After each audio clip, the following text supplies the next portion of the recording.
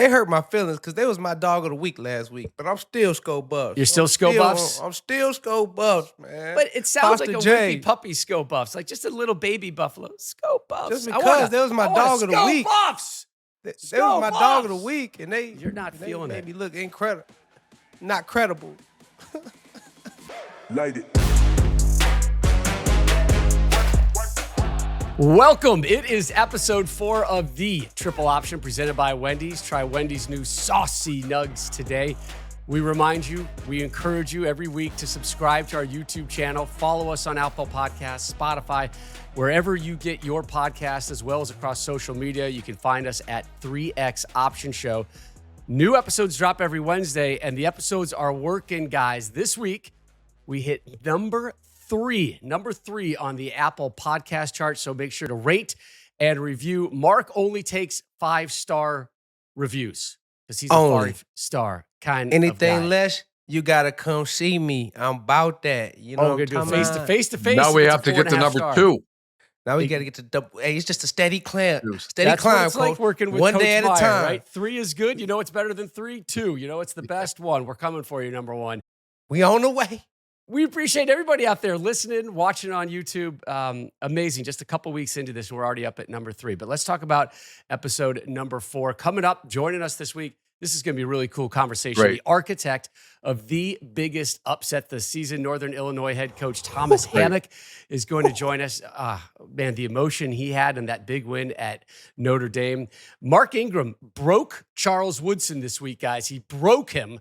You're going to hear how he did it. We're going to say, how must Texas try to handle their success? And someone, Mark, ran for 400 yards and 10 touchdowns, and it still wasn't enough for a win. But we begin with Coach Meyer stepping into the belly of the beast and teaching a class at the University of Michigan with you, Mark. Coach, how in the world did that happen? You know, who would have ever thought? But Mark and I were at Cabo at a business event in the summer, and we met Barry, a adjunct professor at the Wolverines, and we started talking. He said, why don't you come to our class? And I looked at Mark. I said, wait, what? But I said, this might be great TV. It's a sport management class. We went. Mark Ingram gets cheered everywhere he goes except Auburn, Alabama, and I get booed a lot of places. And my gosh, I mean, I was hiding, and I saw Mark walking in cheering. And Coach, when you walk around spanking people, you're not going to have a warm welcome when you come back. And then, of course, our producers here said, hey, wear this shirt. And what was the shirt? What was the shirt, Coach? Beat Michigan. Yeah. And some numbers on it. Yeah, 7-0, I think. But I think that ship has sailed from now on. I'm just going to wear it. Right, Mark? Oh, I think it was 7-0 I went against Michigan. I'm not sure. I can't remember. Hey, I felt bad for my dog on the show, man. They wouldn't let him work. They wouldn't let him work. Anytime he talked, it's just the booze coming. It's old news, man. It's old news now. They wouldn't let my guy work. We like, hey, man, let my man work. He has a job, a job to do. Let my man work. Time to move onward. I loved it, man. Every time Coach opened his mouth on Big Noon Kickoff, the booze would rain in. Yeah. The booze and you was instigating it too. You bet I was. It's my inner wrestling nerdom coming on now. Coach was a full-on heel, and I was there to be his manager. I loved it. So that was a cool reaction.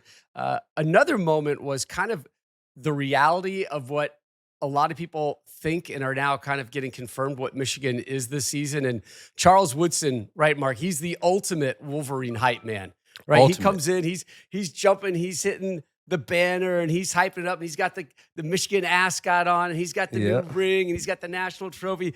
Everything is going his way. And then we get on the field and we talk about the game. And what did you say? And how did it come about? How you just broke the Heisman winner? I just told him. Everyone was talking about what's Michigan's realistic expectations. I said, I got them losing 4 games on the schedule. As of right now, I got them losing 4 games. He was like, so you don't think we gonna make the playoffs? I said, you're lucky to be ranked at the end of the year. He was like, damn, you just broke me down. Broke me down to my socks. He just froze and looked at you. I've never seen Charles quiet. He was offended. It was like a stunned silence.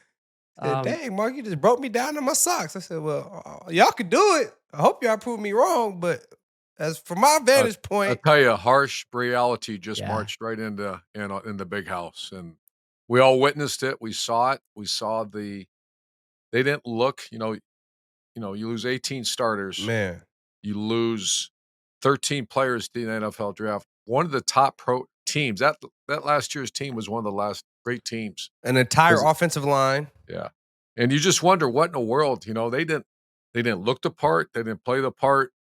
This could be, unless they get things figured out real fast, this could be, I think Mark hit it on the spot or maybe even one more. Yep. We're going to get into that one a little bit later, but we begin any given Saturday with a day that had a lot of upsets, had some close calls, but the biggest upset we've seen, and this is one of the reasons we love college football, unless you're a Notre Dame fan, Northern Illinois University. Anybody name where Northern Illinois University is located? You got Northern Illinois. DeKalb, beautiful DeKalb. Oh, Actually boy. been there. You've bussed there, I bet. That's my Well, we guess. certainly did 8-hour bus ride from Bowling You Green. ain't gonna get me, Rob. Where's No. Northern I Illinois know you've located? not been into DeKalb, but maybe someday. Northern I'd love to take the show Illinois. to NIU. So Notre Dame coughed up $1.4 million to choke on that 16-14 loss. One of the Sheesh. cool things about Northern Illinois, we're going to talk to their head coach in a moment. Third most seniors that played their entire career at the same institution. That is an early saucy nug of the week. Try some at your nearest Wendy's. I think that's an amazing number. We'll talk to the coach about that. But the other numbers out there are Marcus Freeman, coach, and some of these odd outlier type defeats. They were a 28.5 point favorite. They've had issues over the last couple of years. That Marshall loss, Stanford team that finished with just 3 wins, they lost. Not really sure what's going on at Notre Dame. So when you saw that upset, what started going through your head, coach? Well, a couple thoughts. I was there in 1996. Lou Holtz hired me, and I remember our scheduling I used to look at that schedule and say, "What in the hell?" I mean, the scheduling philosophy was, because I remember asking, say, "Well, why are we playing these teams?" And they break the country in 4 quadrants. This is what I was told by a assistant athletic director, and you pick the best teams in those 4 quadrants because there's something called Subway alumni at Notre Dame. Notre Dame is a small school, Mark, like only 7,000 students. Wow. But there's Subway alum, which means they're not actually graduates, but there's Notre Dame fans everywhere. Mhm. And Notre Dame feels an obligation to go to the 4 quadrants of our country and go play. And so, when you think about Notre Dame's schedule of old, they'd play, obviously USC, Stanford, Washington, Arizona State, and the best teams in the West. Then you go in the Southwest, you'd play Texas A&M, Oklahoma, and the great teams there. And then you go to the Southeast, and you're playing Miami and Florida State.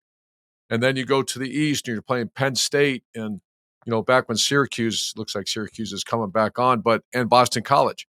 I remember asking, can we play a MAC school or, every once in a while get a breath? And they said, we don't do that. We never, and you look at their history, they never did. And I believe Brian Kelly changed that scheduling philosophy a little bit, which has made sense because the BCS era, now the playoff era, the objective is to get into the BCS or the playoff or now the 12-team playoff. So it's interesting. And, I really like Marcus Freeman. He's a friend. He's a young coach. That's a tough first job, man. Mhm. But when you look at Marshall, that Stanford loss, and Northern Illinois, I've been on the backside of some we were picked to win by a lot, and we lost, and it's devastating, man. It's devastating. Yeah, coach, but much credit to Northern Illinois. I mean, those Sure. guys were out there playing with tremendous effort on defense. They were running to the ball, all 11 people, gang tackling. Even when they completed passes, it was tight coverage they were tackling, and they were able to get the job done. Like the back over there, Northern Illinois, Ontario butt off. Brown, he had 200 scrimmage yards, a $126 receiving. I mean, the quarterback, he just did what he was supposed to do. Good decision making, didn't turn the ball over. And they just capitalized on their opportunities, man. They were opportunistic. And at the end of the game, what you say, coach? What's your defining moment or what you Checkmate, call it? the checkmate. Your checkmate moment of the game. I got a checkmate moment of the game for you. About 6 minutes to go in the 4th quarter. Notre Dame's driving. Throw the interception. They get the ball at midfield. 5 minutes and 55 seconds left. They run the clock down. Wow. They chew it up. They get down to the 35-yard line, 4th and 2. They don't kick the field goal. They don't elect to kick the field goal and go for it. They don't elect to kick the field goal and go up by 1 point and give the ball back to Notre Dame with like 1:20 left. No, they go for it. Convert to 4th and 2. Continue to run the clock down. Kick the field goal. Notre Dame gets the ball back with 24 seconds left.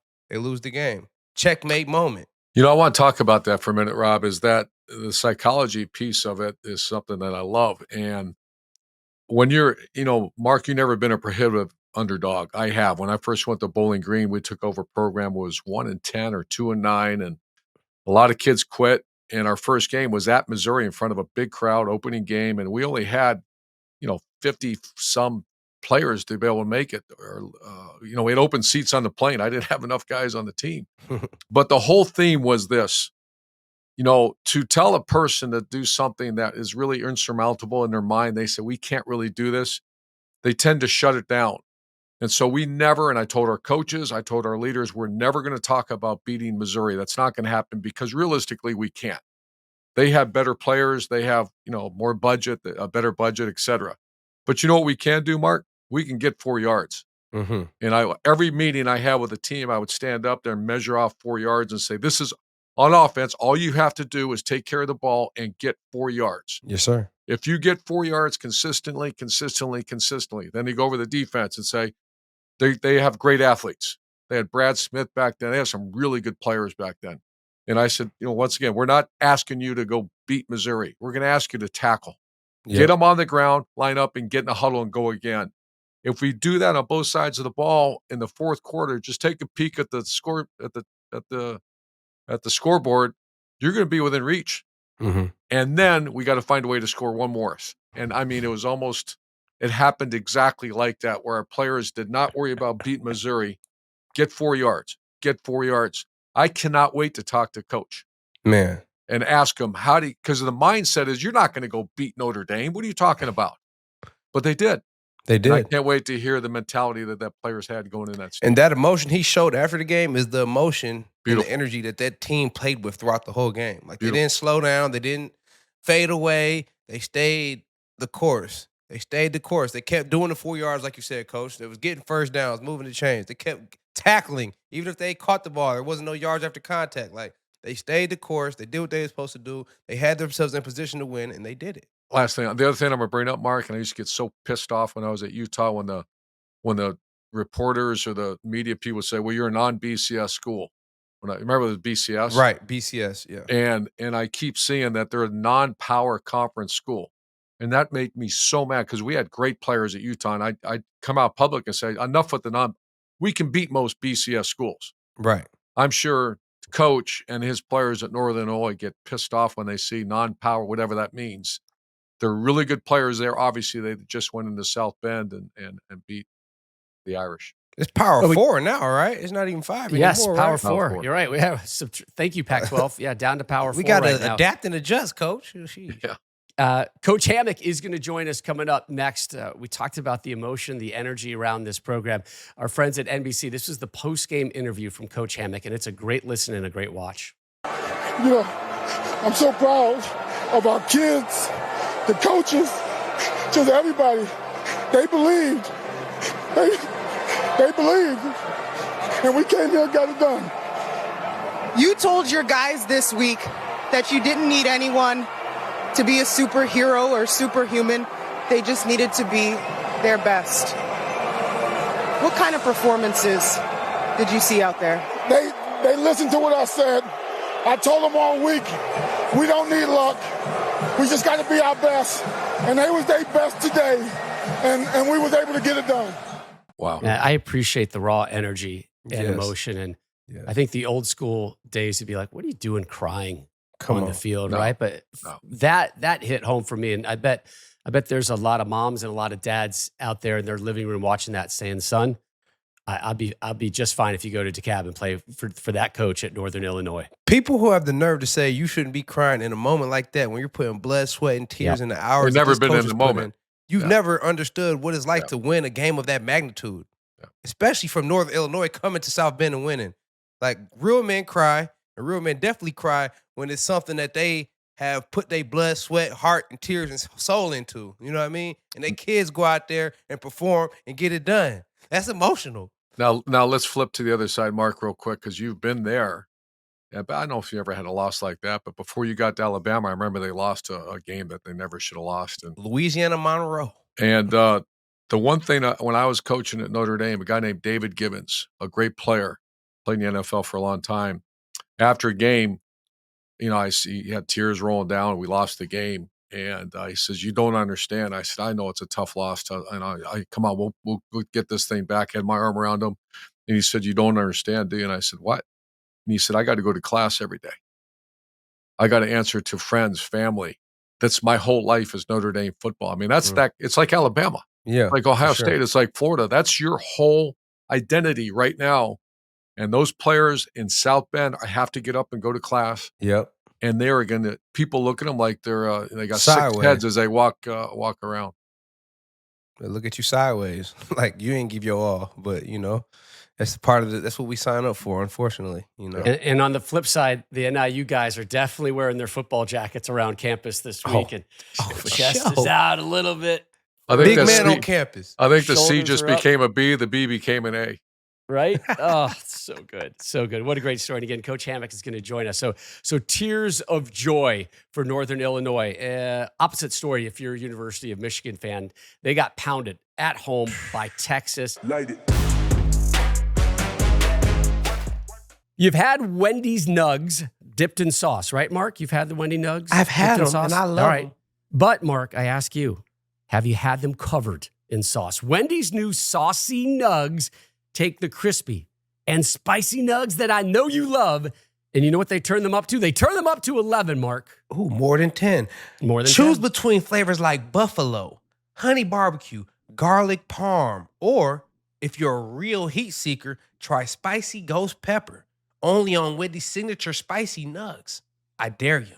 There's 7 delicious ways to try the nugs you already love. Are you man enough to try the spicy ghost pepper, by the way? Do you think you could pull that off? That's not for me. I'm the honey barbecue type guy. Yeah, I can do the peppers. Pick a flavor, grab some extra napkins, and then go back and get a few more napkins and prepare to nug. Apparently, the word nug is a verb now. So, Mark, prepare to nug like you've never nugged before for a whole new way to nug. It's got to be Wendy's at participating U.S. Wendy's. Keep on nugging, America. Nug City. Well, as you all know by now, we have teamed up with our great friends at BetMGM this season, and we're going to be using BetMGM lines to make all of our picks. We'll also have special offers for our listeners each week. Mark, you're listening, right? You're listening to this? Yeah, I'm listening. Pay attention. Pay attention. All right, so if you haven't signed up for BetMGM yet, we urge you to use the bonus code OPTION or go to betmgm.com/option, and you will get up to $1,500 first bet offer, Mark, on your first wager with BetMGM. We're talking $1,500, Mark. $1,500. But here's how it works. Download the BetMGM app and sign up using bonus code OPTION.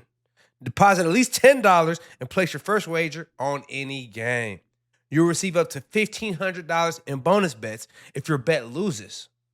Just make sure you use bonus code OPTION when you sign up or go to betmgm.com/option.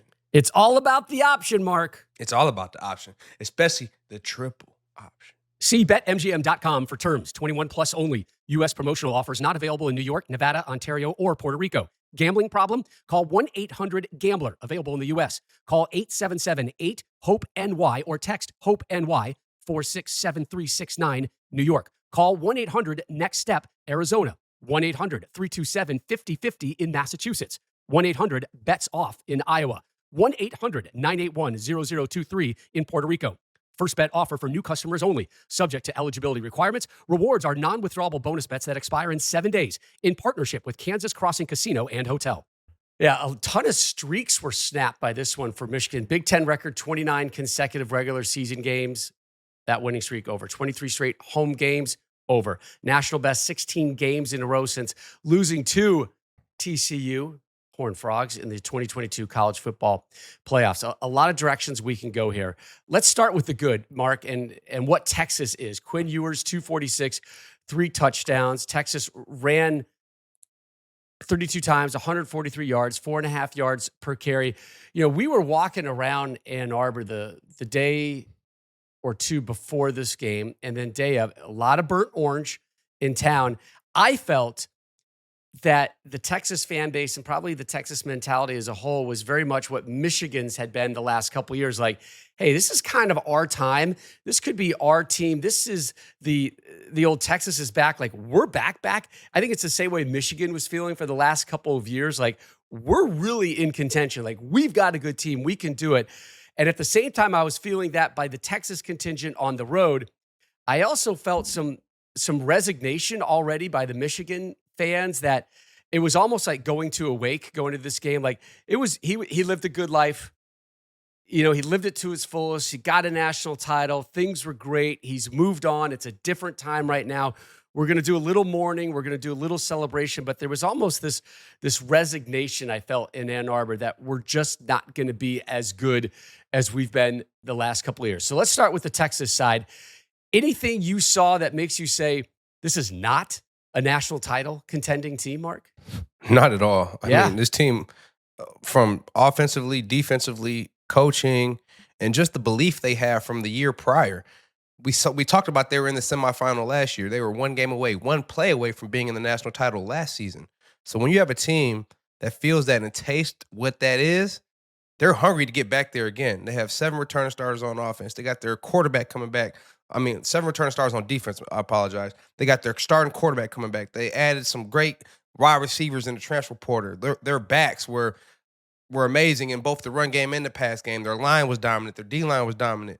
This is a team who believes that they can get back to that level because they were just there a year prior with one play to get to the national title. So, like I said in the show, Coach, it reminded me much of my Alabama team in '08. We lost to you guys. We were one game away from the national championship. You guys went on to win it. The next year, we were motivated because we tasted what it was like to get to that moment. And if we had did a little bit more, we would have attained it and got to that moment. I feel like this Texas team is kind of like right in that sweet spot the same way. They have the team, they have the quarterback, they have the offense, the defense, the coaching, and they believe. And when you have that belief from a whole team, from a whole program, that's special. And that's what Texas has going on right now. Yeah, let me add something, Mark, is that when I see Texas, Ohio State, and Georgia right now, I thought Alabama, but I think they still got a ways to go. They But got some work to do. these teams, these power teams, the teams, the top 3 or 4 teams in the country, Rob, they have no weaknesses.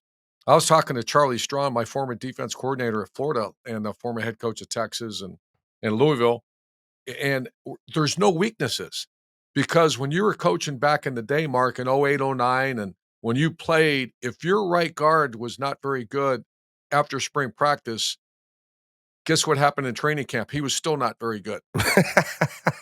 Coach him up. Or if you had a punter, you had to coach him up. Exactly You had to right. develop him. You had to develop Now you know him. what you do. You go out. You hit the portal. And Texas think of that great team they had last year. Their recruiting staff went out and got 6 starters from the transfer portal. And they're all we watched them. They're all hell of a player. Ohio State did the same thing. You wonder about the Wolverines because they lost 18 starters. We talked about this. They only got 2 starters and a couple of them, I don't know how, you got to really evaluate. That's what you have to do as the head coach. Sharon Moore's got to say, okay, why did this happen? Was it schematic? I don't think it was. We were right there. They just Texas has a better team. Yep. If they played 10 times, Rob, It's 10 more wins for Texas. Yeah. Yeah, that was a thorough, convincing win. I don't think there was at any moment where Michigan, even the most Michigan optimistic human being out there was like, hey, we got a shot. We're in this one after, I don't know, halfway through the first quarter. Like, it just felt like this is I have to say that when you stood on the field, you could see I could see you just look at the players. And the players is a big part of it, right? And this is not to knock the players that are currently on the Michigan roster, but they definitely did not do their work in the portal. 9 transfers, 2 of them are starters. One's a 3-star from Northwestern, one's a 4-star from Maryland. On the flip side, Texas, we did the work. 12 transfers brought in and impactful transfers. Isaiah Bond from Bama, 112 and a touchdown. Matthew Golden, 4 starters on defense. Georgia, they brought in 11 starters. Ohio State, they brought in 7 stars. It's maybe not as much of a question about what, like, to the Clemson level, right? Like Dabo Swinney refusing to go in the portal and changing things. But I know Maize and Blue fans are sitting there, and for the last couple of months, they've been looking at this roster saying, well, there's a hole there. I don't know what our quarterback depth chart looks like. How much do we really believe in Orgy beyond his legs? These seemed to me to be pretty obvious questions that So Mark maybe and Rob, weren't, they weren't answered. here's what happened a couple years ago in this transfer portal thing. I still obviously have friends in this profession, and they created their own office for nothing but transfers.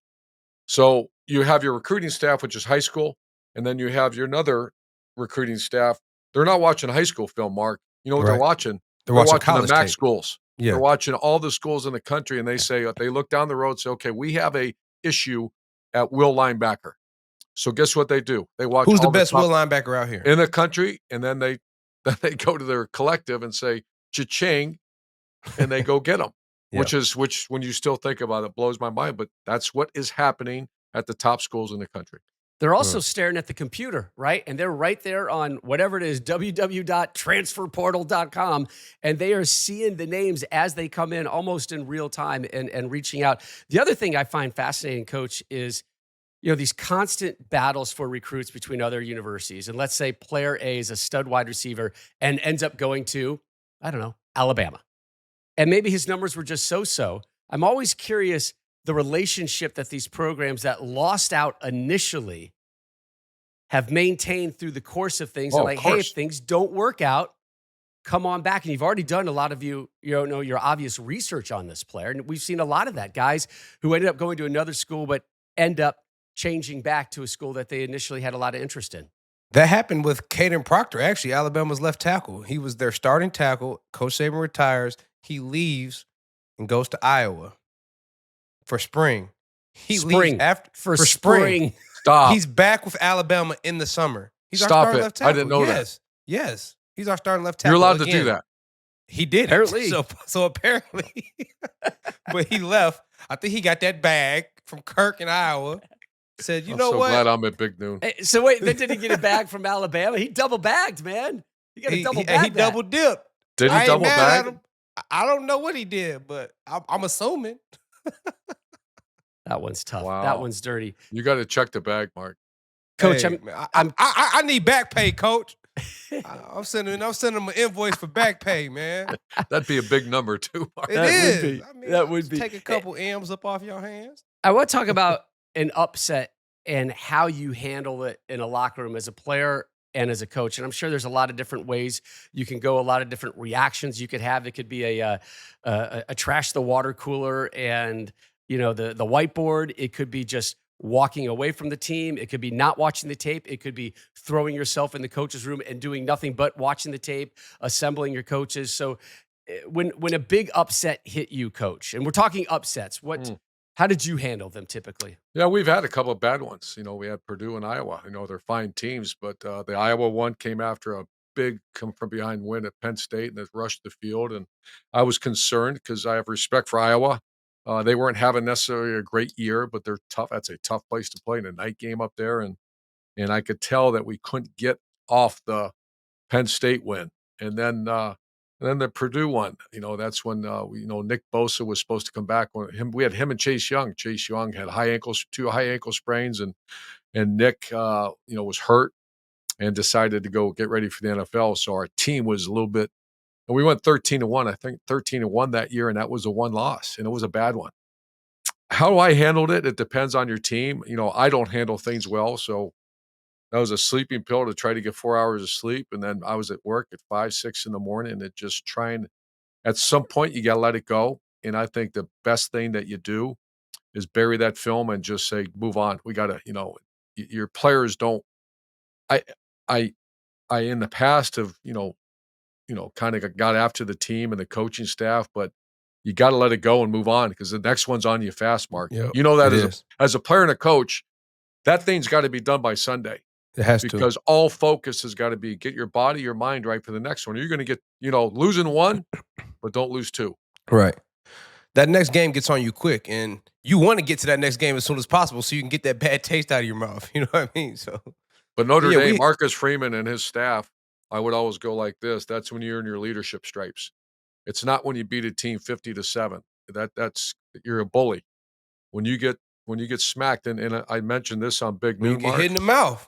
You get hit in the jaw. We're going to find out about Sharon Moore's coaching staff. It's an inflection point, which all of us have been there. This is not a direct shot at anybody, but Notre Dame and the Wolverines right now, their coaching staff is on call, and the leadership in the locker room, Mark, they're Of on course. call. You have to. There's a lot of this. All Yep. you got to do is pick up social media. And you want to get blasted and point fingers, just get on social media. We're not doing that. Nope. Close ranks, tighten that thing up, and if you Band got together. a tight team, they'll come back together and find a way to win some games. Got to band together. Don't let one loss become two losses. And those two games, there is a converging point already. Texas head coach Steve Sarkisian saying in his Monday press conference, we have to be aware of what just happened to Notre Dame, right? Reading the press Sure. clippings after getting the win at Texas A&M, and everybody's saying there's a soft schedule, and everybody's saying that they're on their way to the playoffs, and then this happens to them. Sark, very aware of it, and he has already been preaching that to his Texas team because got to make sure you don't get stung by an NIU. Yeah, the NIU head coach, Thomas Hammock, joins us next to talk about the anatomy of an upset, the emotions that went through him, and how it impacts his football program going forward. Can't wait for this. This will be great. Light it. Are you hiring? What type of position do you need to fill? Well, whether you need to hire a civil engineer in New York, a pediatric nurse in Nebraska, an attorney in Colorado, or I don't know, even a mascot in Michigan, you need ZipRecruiter. ZipRecruiter finds qualified candidates fast for all kinds of roles. And right now, you can try it for free at ZipRecruiter.com/option. Say your favorite school fired their offensive coordinator in the middle of the season. ZipRecruiter lets you connect with top candidates ASAP. You can use ZipRecruiter's pre-written invite to apply message to personally reach out to some of your favorite candidates and encourage them to apply sooner. From accountant to zoologist, ZipRecruiter makes hiring faster and easier. 4 out of 5 employers who post on ZipRecruiter get a quality candidate within the first day. You can try it for free at this exclusive web address, ZipRecruiter.com/option. Again, that's ZipRecruiter.com/option. ZipRecruiter, the smartest way to hire. One of the many things we love about college football are those unpredictable moments, those upsets, and the man who designed one of them joins us right now, Thomas Hammock, the head coach at Northern Illinois University. Coach, I'm going to bark out some numbers for you. I'm sure you've heard some of these. NIU, 0-14 versus top 10 teams prior to Saturday. You are the first MAC team ever to beat an AP top 5 team. 6th win against a ranked team since 2000, and for the first time since 2013. This week, Northern Illinois is in the AP poll, checking in at number 25. Let's go back to Saturday. As this upset was developing, at what point in the game did you say to yourself, hey, I think we can actually get out of South Bend with a W here? Well, I think after we made the field goal, that's when I felt some relief. It was into the wind, as Coach Meyer understands. That wind can go in a bunch of different directions in that stadium, and so the touchdown direction, Jesus sometimes blows it a little bit. yes. And so I was very concerned going in that direction. But when that field goal went in, I said, "Hey, we have a chance." And then we was going to sky kick on the next kickoff, and then they put number 4 in the game, and I said, "There's no way that we're going to kick to that guy." So I called the timeout, and then we middle squibbed and was able to get them down, and then obviously play some good defense to get out of there with a win. Jeremiah Love, that's a good player back there for Notre Dame, huh? Listen, I saw him out there, and I said, ho, that's not the guy that was out there before. And normally you don't call a timeout on the kickoff, but I said, if we, I can't imagine giving up a kickoff return for a touchdown to lose a game. I ain't going to lose by kicking it to that cat right there. No. Anybody else. No. What's all this attention been like over the last couple of days for you and for your program? I'm just proud for the NIU and the university and our athletic program. Me, I'm kind of an old school ball coach. I'm not really into the hype and the self-promotion. I'm just going to do my job to the best of my ability. But it's good for our program. It's good to, gain interest. Hopefully it gains financial support in this new age of college football, which is important to try to find a path forward. Hey, Coach, I know you the head coach now, but I know you was the running backs coach of Baltimore back in the day. I seen some of that offensive twist you got in there, some of the gives, some of the slaps, the gap schemes, the inside zones, the outside zone. How much time do you spend with the backs? Because them boys was on point in the game. I mean, When you the head picking coach, up pass pro and everything, them yeah, boys was on it. when you're a head coach and you coach the position and you've seen it at various levels, Coach Meyer with wide receivers, Coach Saban with DBs, you're just going to have a natural eye for that position. And Right. so, normally when you're at practice, your eyes tend to go to that position that you previously coached. And for me, it's no different. And we got a tremendous backfield, guys that play their butt off. And really, those guys gave us a chance to win the game in that type of environment. Ontario Brown, Gavin Williams, them boys. Hey, tell them I got big love for them because I watched the game and I watched how they set the tone in the game. So I just had to I show love to them appreciate that. boys, and I had to show love to you because I know you was on them because you were running back coach and how they played. I'm like, oh yeah, the head coach be on their butt. We had Mike Turner on the sideline, and I told him before the game, I need a Mike Turner performance in this game. And that's what he did against, Alabama. Sorry, we beat Alabama in 2003. Okay. But, I said we need that type of performance. Yeah. Coach, it's good to see you again. And Rob, a little trivia is Coach and I go back to 2002. He had a heart issue and didn't play, and he was a starting tailback. And then some cat named Michael Burner Turner got in and got a little piece of Bowling Green when we were ranked for the first time ever. And that was a great game. So I when I see this question, that a non-power conference school, it used to be Power 5, now it's Power 4. When I was at Utah, Coach, that would make me so angry when we get labeled and our players get labeled non-power. When Northern Illinois has got as good a players as a lot of so-called power. I'm sure you use that a little bit in your motivation I used it all the time. Like, you tell me Alex Smith isn't what, a BCS player? Of course he is.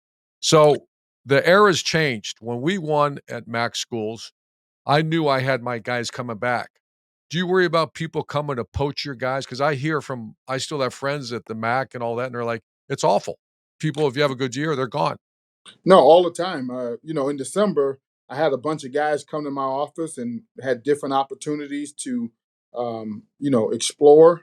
We wound up losing a couple we lost one to Florida and we lost one to Louisville, but two didn't become 12.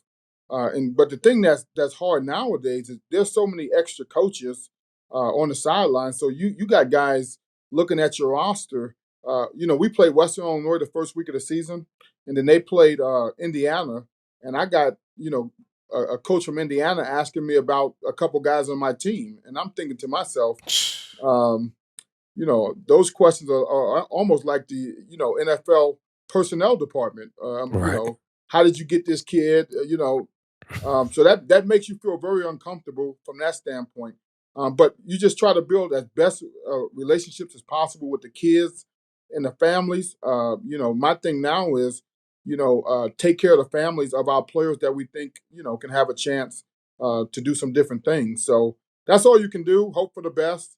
But, show them you love them as much as possible. And hopefully that still matters to the people in your program. Last question I have for you is, okay, it's over. I'm sure you stood in front. I can imagine you stand in front of the team saying, it's done. Get on to the next game. I know that's coach speak, but with social media and you just freaking beat the Irish, how do you get them back down, in the real world? Well, Coach, I can tell you, I'm happy we have a bye week, and so with the bye week, we're going to go back to training camp style practices.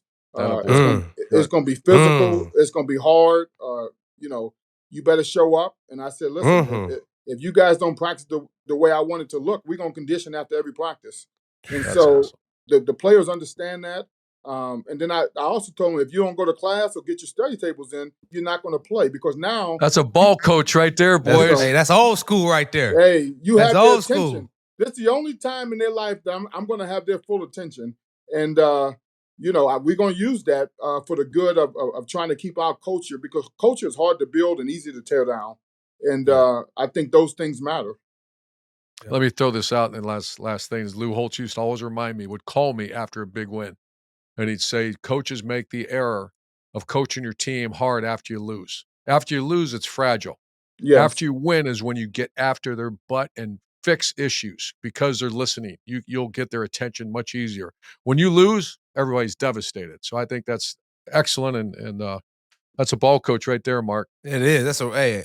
I like hey, old school. Hey, that's the old school right there. I'm mad you left Baltimore before I got there, man. Hey, no, but I want to talk to you about the emotions that you showed after the game, like the most pivotal, successful moments of my life. Like I cried. I won the Heisman. I cried. I seen my mom crying.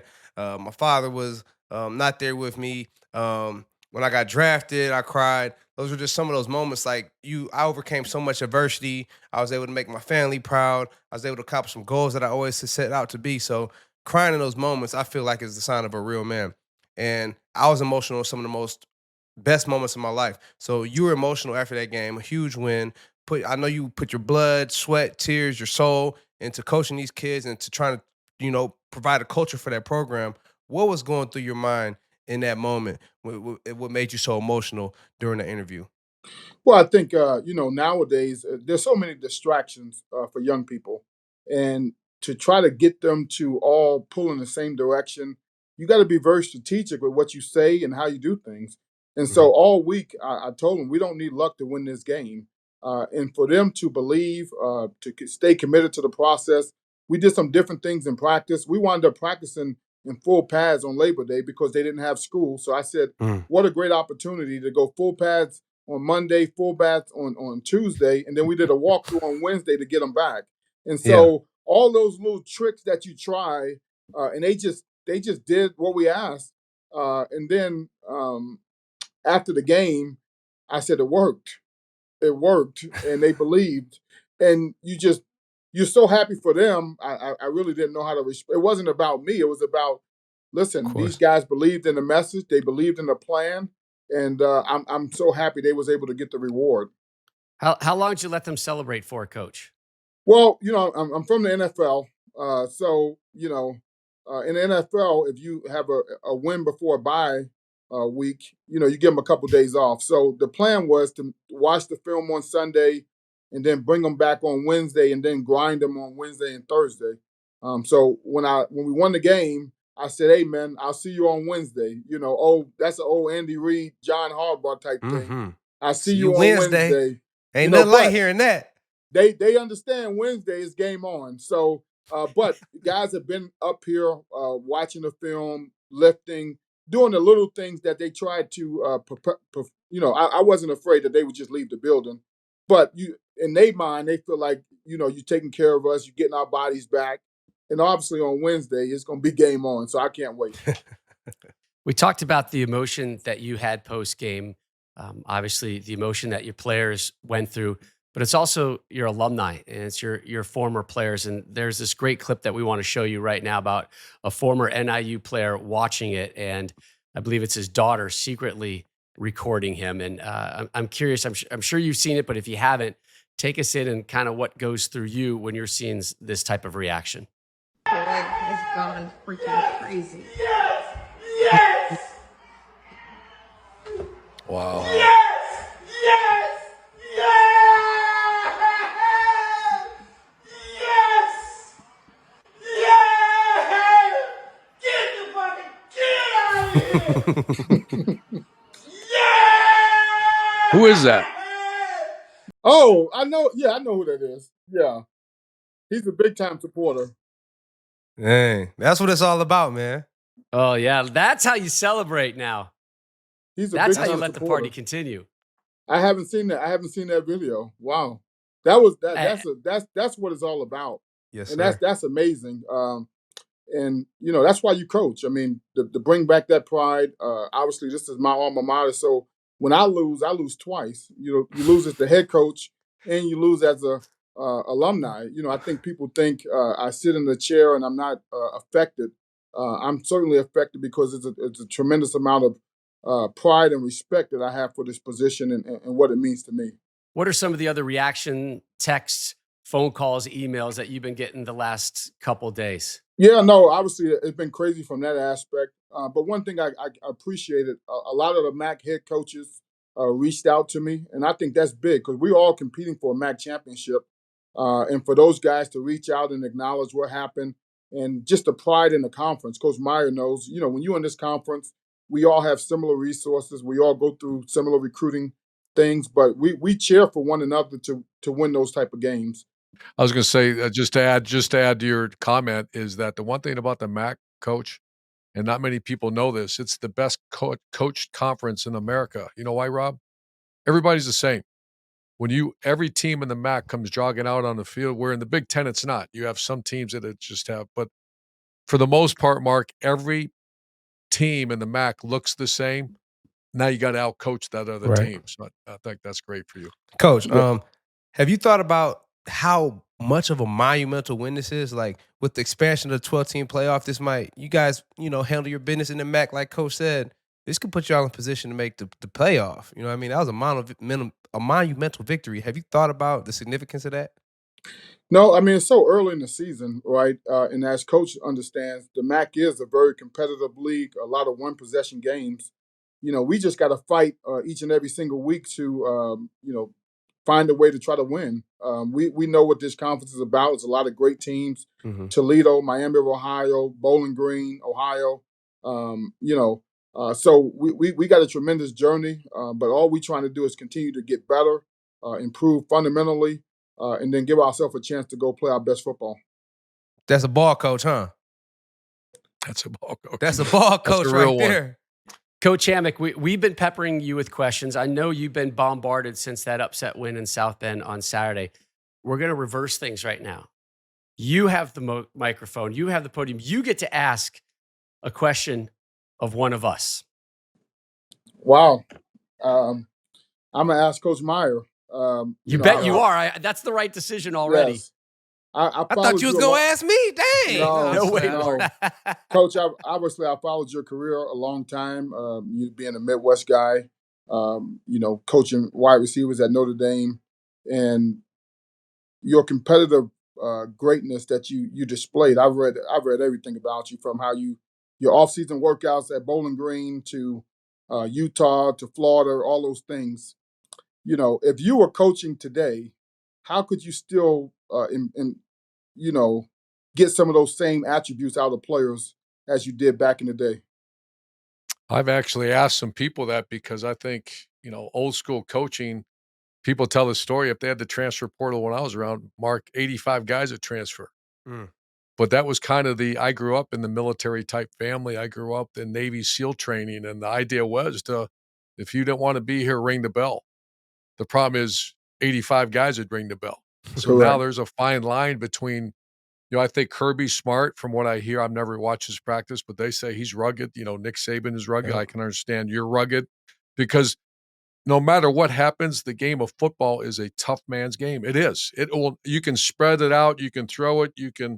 It's a tough man game, and you better be tough and in shape. So I don't know. That's one of the reasons I'm not coaching is I think that's a tough task right now for you guys, because you got to keep your players. The real ones going to stay. Like, you might have some weak ones that tap out, but the real ones, the ones that's about their life, they going to stay, especially when they got a coach who cares for them, loves on them, and wants the best for them and coaches them hard. Like, all those things, a real player is going to want that and gravitate towards that and know that he'll be a better player from going through that. So, you'll have some softies that, tap out and ring the bell like Coach say. But the real ones, they going to fight it through. I'm a fan, Coach. I look forward to watching you. Thank you. I appreciate that. Big Coach, NIU fans over here now. I need some three gear. of them. Hey, Some big trust. gear. Big in the trust. flesh. Yes, sir. Hey, you know I follow Baltimore, so. Hey, once Hey, you're you know ready- what? Let's get Big Noon there. We got to get Big Noon Let's there. go. Road trip to a Let's Maxwell. go. I would love it. I'm down to go see Coach. I want to spend some time in the facility, man. Hey, Coach, how are you starting Wednesday's practice? Inside drill. So we our players understand that we start good on good right after stretch.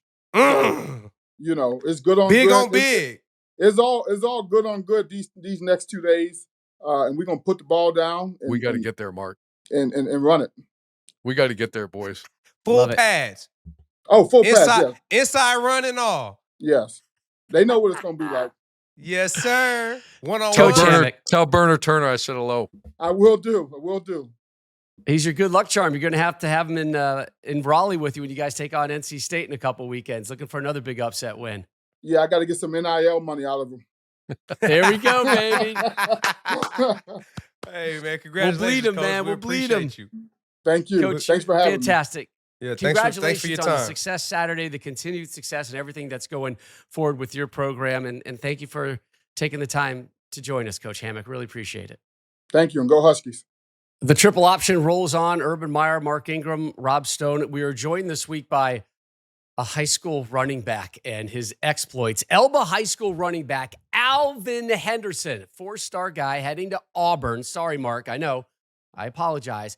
Hey, everyone makes poor decisions. It's okay. No. It is I got a beautiful feeling that Auburn one ain't out there. over, boys. Right. Right. I was feeling it. Well, especially if he's somebody going for. My guess is his phone was ringing the last couple of days because he had 40 carries for 435 yards, 10 touchdowns in an 80 to 78 L. He took the L to Mackenzie High School.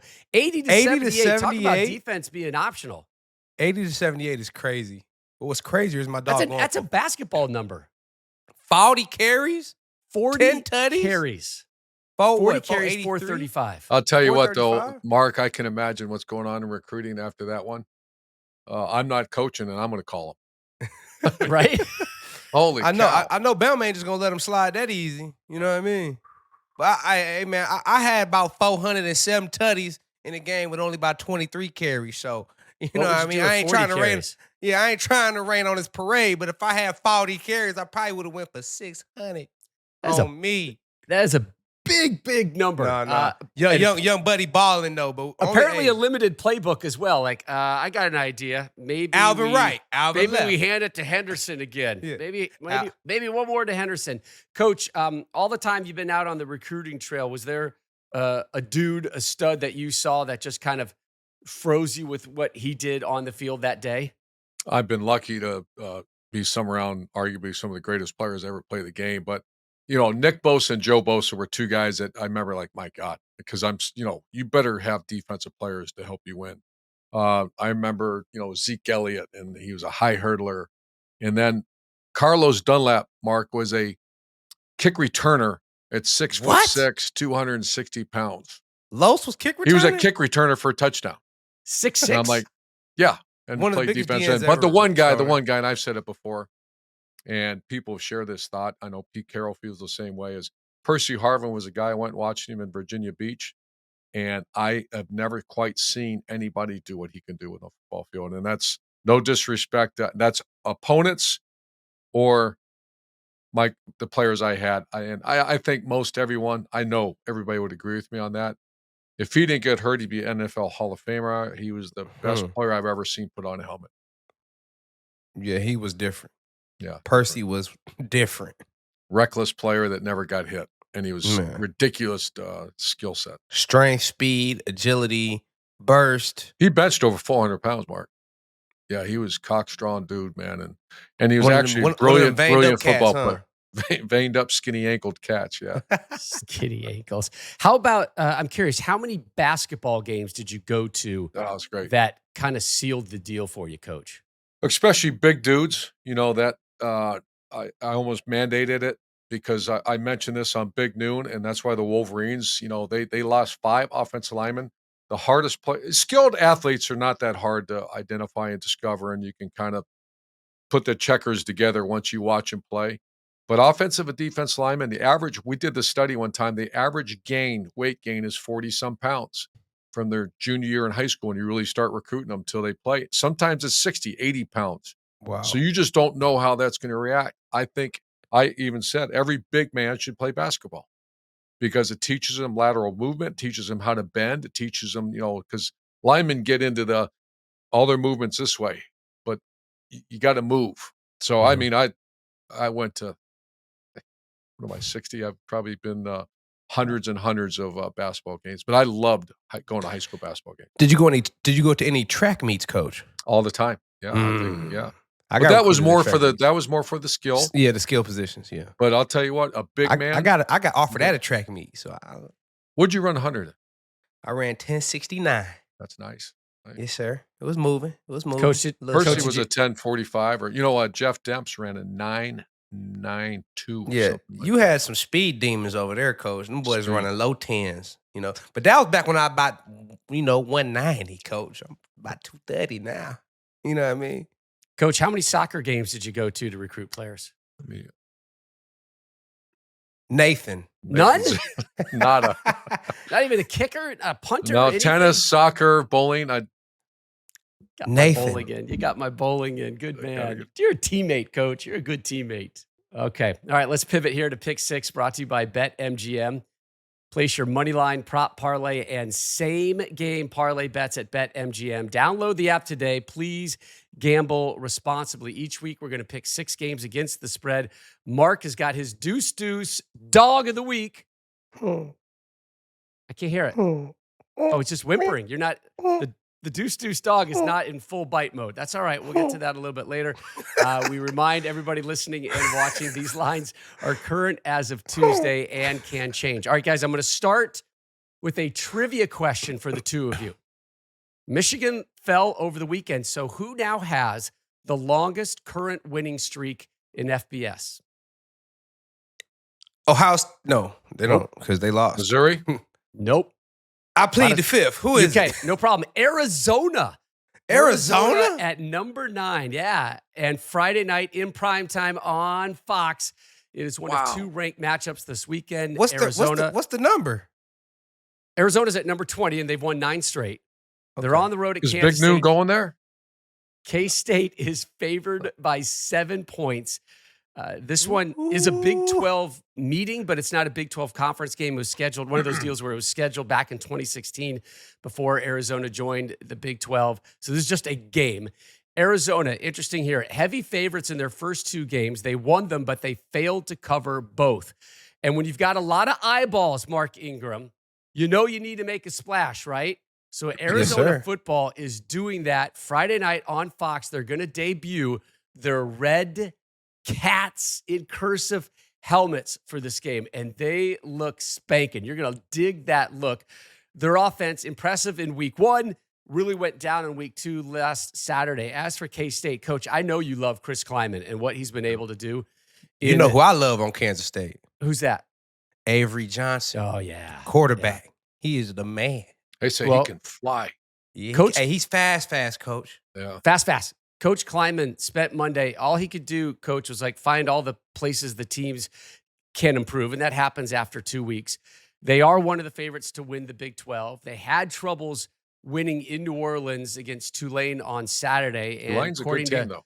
Yeah, it is. I agree. According to BetMGM, 61% of the bets have come in for Arizona. Their home, though, is K-State. They're under the lights. They got that national audience on Fox Friday night. K-State wins and covers. There you go. Big noon kickoff, guys. Really excited about this trip. We are off to Madison, Wisconsin this Saturday. Alabama, a 15.5-point favorite on the road against the Badgers. 91% of the handle, or 91% of the total money, is on your Roll Tide roll, Mark. People smart. That's all I got to say. The folks are smart, man. Put the money on the Tide. Just had a kind of unfortunate week, but, that was a good week to have for them, I think, to grow, to learn from mistakes. Lots of penalties, about 3 touchdowns called back because of penalties, a lot of different exotic pressure they had to handle, playing behind the chains. There's a lot of things that they need to improve on and continue to excel at.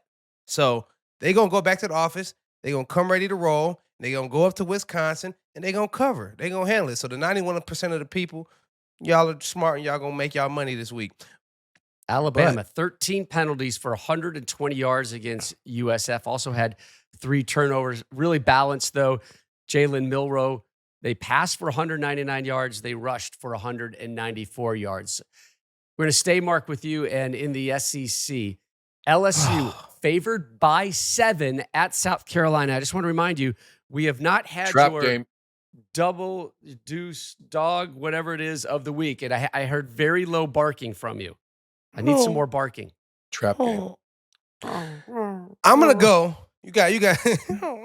Your dog of the week just wants to be pet behind the ears, right? It's not ferocious today. I'm not doing good on the dog of the week, so I'm kind of. But no. So LSU -7, you said, right? -7. Favorites on the road going to South Carolina. I was number 1 in the country. Went to South Carolina and we got ambushed. So I'm going with South Carolina as my dog of the week. They got Lenore Sellers. They're 6'3", 240-pound quarterback. Then they got Raheem Sanders, 6 feet, 230 pounds at the running back. That's a lot of weight back there, Coach. That's a lot of weight. But I think That's a South tough Carolina, place to play, Mark. yeah, That is it's a real tough place. I know personal hand because we done went there. We was #1 ranked in the country. We went there to South Carolina, and they ambushed us. Yep. So LSU had a big week after bouncing back from the USC game. We'll see if they can continue that. But I like the points. I'm taking the points. I'm taking South Carolina. I'm taking them for my dog of the week. I want to hear the dog. I don't know. But South Carolina proved me right, so I can get back there. There we go. There it is. The other ranked game this week, and it's not one many certainly would have expected coming into the season. How about Boston College at number 24 on the road at 6th-ranked Mizzou? The Tigers of Missouri, 16.5-point favorite. This week, guys, the SEC, 6 of the top 7 teams in the AP rankings, SEC schools. That's the first time it's happened in the 88-year 6 of the top 7? Of the rankings. The only one is Ohio State sneaking in there. Even the Buckeyes fell down a little bit. All right, so far, 60% of the bets are on the Eagles, Coach. BC at Mizzou. Mizzou favored by 16.5. Yeah, Bill O'Brien, the new coach, is a guy I know fairly well. Coached against him when he was at Penn State. I like the guy because he's tough. He's rugged. He's a perfect fit for Boston-type players. You know, when I was at Notre Dame, we'd play Boston College every year, and back in the day, they were rugged. Steve Adazio was a coach here. They went to 6 or 7 bowl games, and then they kind of fell off, but I think they're obviously a bowl team. They are number 1 rush team in the ACC with, how about this, Mark, 282 yards on the ground per game. Wow. So I think they'll go, and this against Florida, you know, they beat Florida State. They're 2-0, but Missouri's played, you know, Buffalo and Murray State, so it's a soft schedule. At first, I was going to go with Missouri to cover. It's at Missouri, but I think Boston College is going to slow the game down with the run game. I bet they snap the ball with 2 to 3 seconds left on the clock each, shorten the game, and they'll find a way to be close. I don't think BC wins, but I think they cover. All right. Week 3, by the way, is apparently the new rivalry week out west. It's the 116th edition of the Apple Cup. I don't think it's apple picking season yet, although it felt like it in Michigan this week. Washington favored by 4.5 against Washington State. This one in downtown Seattle.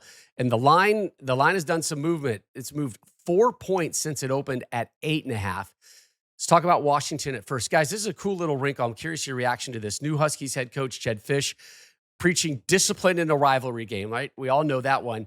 But he's been disciplined and well thought out with his checkbook as well. He and his wife, Amber, made $1 million donation to UW's Go Big Ten fundraising campaign. So he's doing his financial part to keep his team equipped in the great arms race of college football. It feels a lot like me donating $300 to the Rob Stone grocery shopping fundraising campaign. But, put your money where your mouth is, right?